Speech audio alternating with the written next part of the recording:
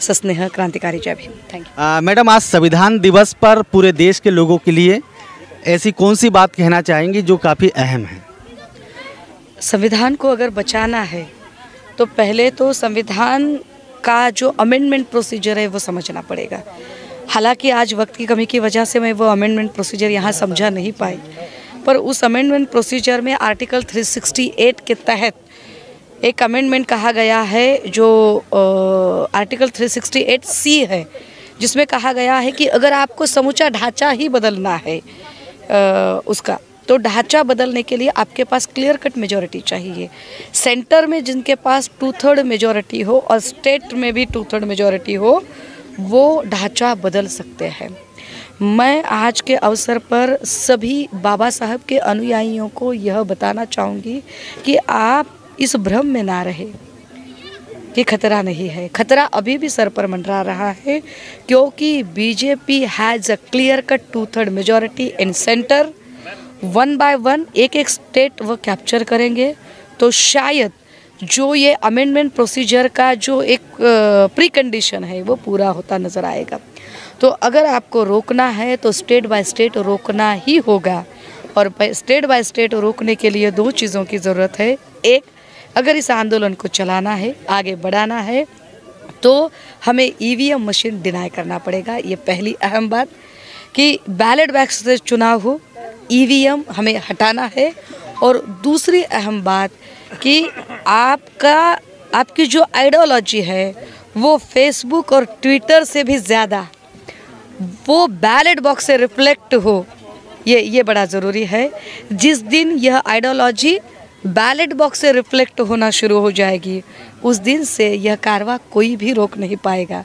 बस यही बात आज के दिन मुझे लगता है बढ़िया। मैं आपसे आखिर में बोलूँगा, क्योंकि हमारा जो कैमरा है वो भी इजाज़त ले रहा है, काफ़ी देर से आपका भाषण उसने रिकॉर्ड किया। मैं आपसे यही जानना चाहूँगा कि महाराष्ट्र के अंदर में शिवसेना, कांग्रेस, एनसीपी की सरकार है और भी प्रदेशों में अलग अलग सरकारें हैं। आपको क्या लगता है कि महाराष्ट्र में जो सरकार चल रही है संविधान को सही मायनों में इम्प्लीमेंट कर रही है या संविधान का सम्मान कर रही है क्या?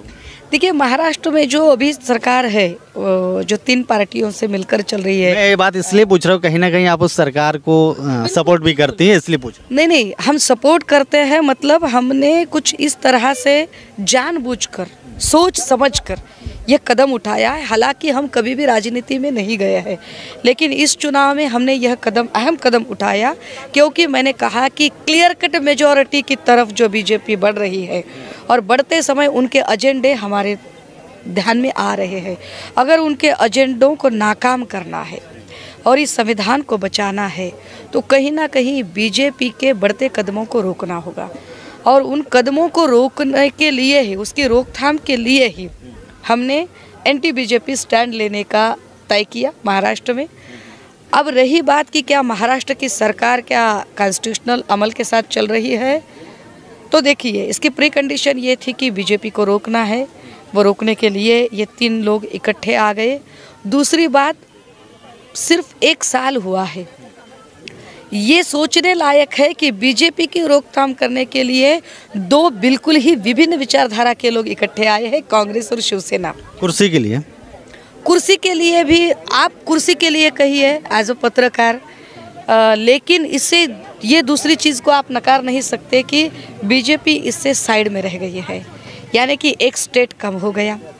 इस स्टेट ने एक बड़ा मैसेज दिया, देश के सबसे बड़े सुलझे हुए राज्य से यह मैसेज निकला कि हाँ, बीजेपी को रोका जा सकता है, और वह मैसेज पश्चिम बंगाल तक भी पहुंचा।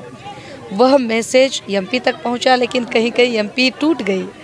वह मैसेज अलग अलग स्टेट में अब जा पहुंचा है। अब यह मैसेज ज़रूरत है कि पूरे भारत भर में फैलाने की। 1 साल पर आप इसको कैलकुलेट नहीं कर पाएंगे कि क्या ये संविधान के साथ चल रही कि नहीं रही चाहिए। मुझे लगता है कि 5 साल का पूरा समय उनको देना चाहिए, फिर देखेंगे। और ये भी तय है कि जहाँ कहीं हमें लगे कि ये तीनों में से एक भी पार्टी एंटी कॉन्स्टिट्यूशनल काम कर रही है, उसको सपोर्ट जिन हाथों से किया है, हम उसको रोकने की भी ताकत रखते हैं। लेकिन फ़िलहाल हमारे लिए बीजेपी को रोकना ज़्यादा ज़रूरी है, क्योंकि बाबा साहब कहते हैं शत्रु जब सामने से दुश्मन आता है तो बजाय सभी को एक साथ निपटने के आप 1 बाय 1 निपटते जाइए। हमारे लिए आज की तारीख में सबसे बड़ा हमारे विचारों का अगर शत्रु कोई है तो वो बीजेपी है, और हम उसको निपटने की बस उस तश में है कि प्रधानमंत्री जी ने अचानक, अभी तक तो रात के 12 बजे या 8 बजे उठ के बोलते थे कि नोट बंद हो गया या जीएसटी लागू होगी, आज इस बार उन्होंने सुबह सुबह बात कही कि कृषि कानून जो है सरकार वापस लेती, तीनों कृषि कानून। तो उस पर क्या ऐसा क्यों कहा? ये इसका आप स्वागत करेंगे? विम्सिकल बातें होती है कि देश के प्रधानमंत्री जब भी कोई उद्घोषणा करते हैं वो रात के 12 बजे करते हैं। जीएसटी की घोषणा, नोटबंदी की घोषणा, जितनी भी घोषणाएं आज तक हुई वो रात के 12 बजे कर दी है। इस बार चलो शुक्र है कि उन्होंने सुबह घोषणा की, लेकिन उसके पहले आप स्वागत नहीं करेंगे? आप बिल्कुल नहीं करेंगे। हम ऐसे कहेंगे कि चलो देर से थोड़ा सुधर गया है। ये क्या है ना, हम किसानों को बड़ी बधाई देंगे। हम कहेंगे कि किसानों में वो बात होती है कि बैल कितना भी जिद्दी और अड़ियल हो, किसान उसे हल में जोत ही लेता है। और इस बार इस सत्ता का बैल इन किसानों ने जोत लिया है अपने हल में। ये अपने आप में बड़ी उपलब्धि है। और मोदी जी ने कोई मेहरबानी नहीं की है, बल्कि जो मुंह के बल गिरे हैं स्टेट इलेक्शनों में, उससे उन्होंने कुछ सीख पा ली है और वो 2 डिसीजन लिए हैं। एक, डीजल पेट्रोल 10 या 5 रुपए से कम करना, या किसानों के कानून वापस लेना। ये सिर्फ और सिर्फ स्टेट इलेक्शन में जो उनकी हार हुई है उसकी वजह से, वरना ये लोग तो उन्हें आंदोलनजीवी कह रहे थे, खलिस्तानी कह रहे थे, आतंकी, और बाहरी कंट्रियों ने इन्होंने फंडिंग किया है, यहाँ तक बीजेपी और भक्तों ने बात की है। तो बीजेपी की इसमें कोई उनकी क्या कहेंगे, उनका अभिनंदन करने वाली कोई बात है ही नहीं। हालांकि ये तो आलोचना वाली बात है कि आपकी वजह से इतने सारे किसान बॉर्डर पर मर गए। अगर आपको ये कानून वापस ही लेना था तो आपने वो लागू क्यों किया? किसानों को 6-7 महीने से वहाँ पर बॉर्डर पर क्यों बिठा कर रखा? इतने सारे किसानों की जानें गई उनके हत्यारों के तौर पर। उल्टा हम तो कहेंगे कि जो लोग इससे जिम्मेदार हैं उन पर दफ़ा 302 के तहत इन सभी पर केस चलाना चाहिए, क्योंकि इन सारे किसानों की हत्याओं के जिम्मेदार यही सरकार है। तो जो सरकार किसानों के खून से रंगी हुई है वो अभिनंदन और बधाई की पात्र बिल्कुल ही नहीं है। वो जो भी चीज़ें करती है अपनी राजनीति के खातिर करती है।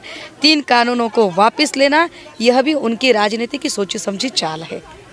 चलिए।